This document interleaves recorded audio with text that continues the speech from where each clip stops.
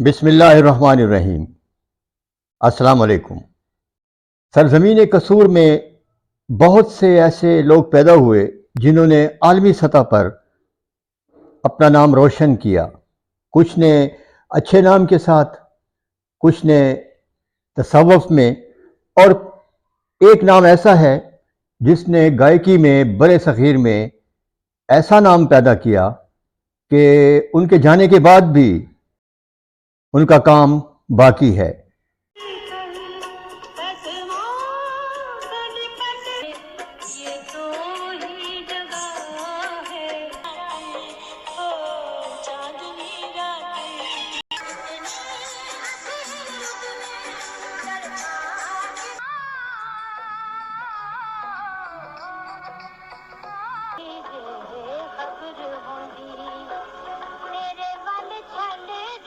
وہ تھیں ملکہ ترنم نور جہاں۔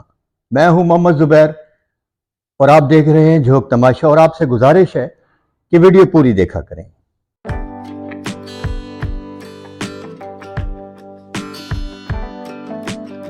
1920 میں پنجاب کے ضلع قصور میں ایک متوسط طبقے میں ایک بچی پیدا ہوئی جس کا نام اس زمانے کے لحاظ سے اللہ رکھی رکھا گیا۔ کچھ لوگ کہتے ہیں کہ یہ نام تھا اللہ وسائی۔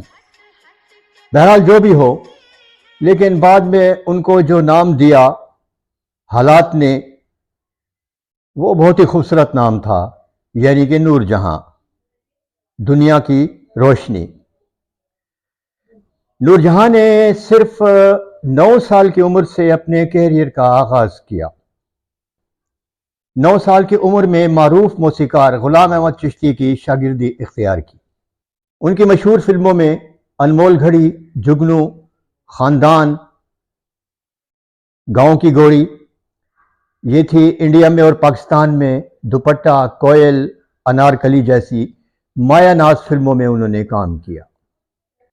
پہلی بار 1935 میں انڈیا میں ایک پنجابی فلم بنی۔ اس وقت نئی نئی فلمیں شروع ہوئی تھیں بولنے والی۔ فلم کا نام تھا پنڈ دی کڑی۔ اس میں انہوں نے ایک چھوٹا سا کردار ادا کیا۔ پھر اس کے بعد ایک اور فلم بنی جس کا نام تھا مصر کا ستارہ۔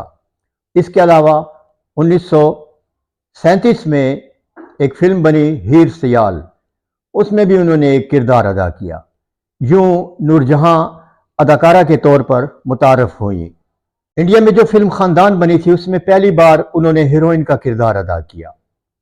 ان کے ساتھ ہیرو تھے پران، اور یہ فلم ڈائریکٹ کی تھی، فلم ساز بھی تھے سید شوکت حسین رضوی، جن سے بعد ازاں نور جہاں نے شادی کر لی، لیکن یہ شادی لڑائی جھگڑوں میں ہی چلتی رہی۔ نور جہاں کا مزاج کچھ اور تھا، وہ رنگین دنیا میں رہتی تھی اور گھر کی چار دیواری میں ان کو مزہ نہیں آتا تھا۔ شوکت حسین رضوی ان کو گھر تک محدود رکھنا چاہتے تھے۔ کچھ ایسی عادتیں بھی تھیں نور جہاں میں جو شوکت حسین رضوی کو سخت ناپسند تھیں، لہٰذا ان دونوں کی نہ بنی۔ اور پھر اداکار اعجاز ان کی زندگی میں آ گئے۔ انہوں نے اعجاز سے شادی کی۔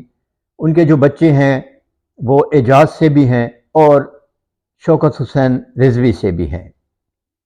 نور جہاں نے فلم جگنو میں اداکاری بھی کی اور بہت خوبصورت گیت بھی گایا۔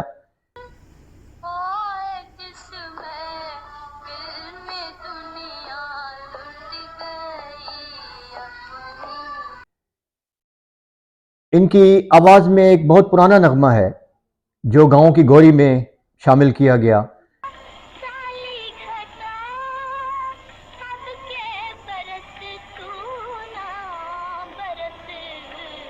اس کے علاوہ انمول گھڑی میں بھی ان کے نغمات ہیں، اور دوپٹہ، انارکلی، کوئل میں تو ان کے گانے سننے سے تعلق رکھتے ہیں۔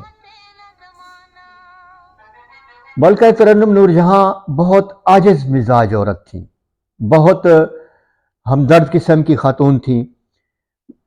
گویا ان میں ممتا کوٹ کوٹ کر بھری ہوئی تھی۔ ان کی عادتیں، وہ جب غصے میں آتی تو بہت زیادہ آپے سے باہر ہو کر گالیاں بھی دیتی تھیں، لیکن ان کا رویہ بہت شفیق ہوتا تھا۔ نور جہاں کے ساتھ ایک اور مسئلہ یہ بھی رہا کہ بہت سے نور جہاں سے بھی بڑے لوگ یہی کہتے تھے کہ ہم آپ کو بچپن سے سن رہے ہیں، اور وہ اس انتہائی تلخ جملے کو بہت ہنس کر برداشت کرتی تھیں۔ بہت بڑی دل کی عورت تھیں۔ اب موازنہ کرتے ہیں لتا منگیشکر کے ساتھ نور جہاں کا۔ لتا منگیشکر کی آواز بلا شبہ بہت خوبصورت ہے، نور جہاں سے بھی، یہ ماننا پڑے گا، لیکن لتا کی آواز میں ورائٹی نہیں ہے۔ مطلب ایک چنچل لڑکی کا گیت، ایک آواز میں جو شاعر کا کلام ہوتا ہے اس کو اپنے آواز سے، اپنے گا کر اپنی آواز سے اس کو مزید اس کو خوبصورت بنانا، یہ فن لتا کے پاس نہیں تھا۔ لتا ایک کم شکل و صورت کی مالک تھیں، رنگ بھی ان کا سانولا تھا۔ یہی احساس محرومی ان کے گیتوں میں بھی جھلکتا ہے، اس لیے لتا نے جو بھی غمگین گیت گائے وہ بہت خوبصورت گائے، سوز و گداز سے بھرے ہوئے گائے، لیکن وہ غزل نہ گا سکی جیسی غزل نور جہاں نے گائی۔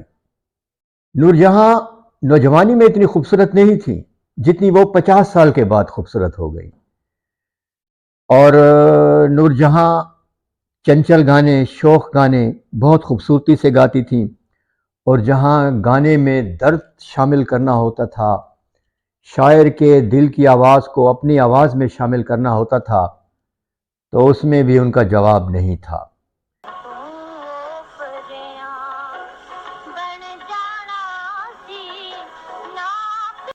ہم لتا اور نور جہاں کا موازنہ نہیں کر رہے، دونوں اپنے اپنے میدان میں بہت آگے تھیں، لیکن ان دونوں سے کچھ غلط کام یوں ہوئے کہ دونوں نے اپنے زمانے کی آنے والی گلوکاروں کو ابھرنے نہیں دیا۔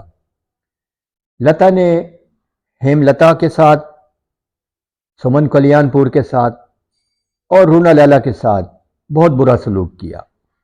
وہ بہت خوبصورت آواز ہونے کے باوجود بھی آگے نہ بڑھ سکی، کیونکہ لتا صاحب اپنے فلم سازوں کو کہہ دیا کرتی تھی، اگر کسی نے ہیم لتا سے گوایا، سمن کلیان پور سے گوایا یا رونا لیلا سے، تو میں اس کی فلم میں نہیں گاؤں گی۔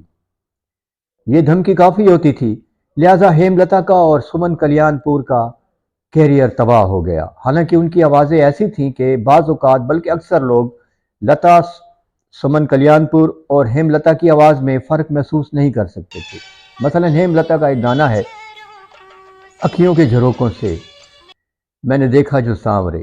اب اس گانے کو اگر آپ سنیں تو آپ کہیں گے کہ یہ لتا کی آواز ہے، یا بھیگا بھیگا موسم آیا۔